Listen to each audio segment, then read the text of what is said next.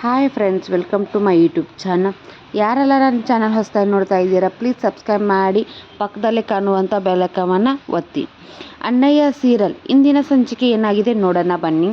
ಅಣ್ಣಯ್ಯ ಸೀರಿಯಲಲ್ಲಿ ಪರಸು ಹಾಗೂ ರತ್ನನನ್ನು ಫಸ್ಟ್ ನೈಟ್ಗೆ ಕಳಿಸಿರ್ತಾರೆ.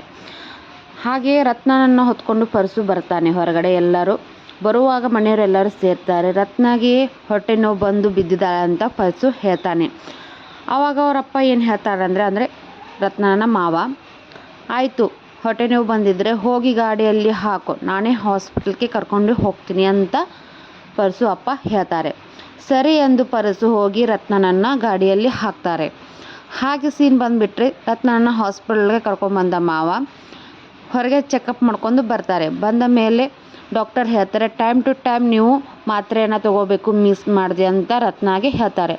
ಸರಿ ಎಂದು ರತ್ನ ಹೇಳ್ತಾರೆ. ಆಗ ರತ್ನನ ಮಾವ ಹೊರಗಡೆ ಹೋಗಮ್ಮ, ಡಾಕ್ಟರ್ ಜೊತೆ ಮಾತಾಡ್ಕೊಂಡು ಬರ್ತೀನಿ ಅಂತ ಹೇಳ್ತಾರೆ. ಸರಿ ಎಂದ ರತ್ನ ಹೊರಗಡೆ ಹೋಗ್ತಾರೆ.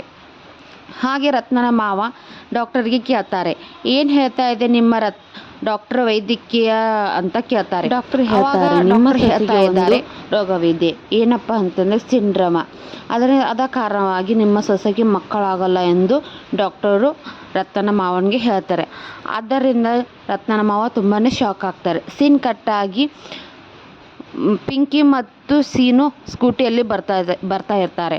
ಆವಾಗ ಪಿಂಕಿ ಹೇಳ್ತಾಳೆ ಸೀನಿಗೆ, ಏನು ಬೇಕಾದಾಗಲಿ ಅದೊಂದು ಕೈ ನೋಡ್ಕೊಂಡೇ ಬಿಡ್ತೀನಿ ಅಂತ ಸೀನನಿಗೆ ಪಿಂಕಿ ಹೇಳ್ತಾರೆ. ಅಷ್ಟರಲ್ಲಿ ನಡು ಹಾದಿಯಲ್ಲಿ ಅಡ್ಡವಾಗಿ ಪಾರು ಮತ್ತು ಶಿವು ನಿಂತಿರ್ತಾರೆ.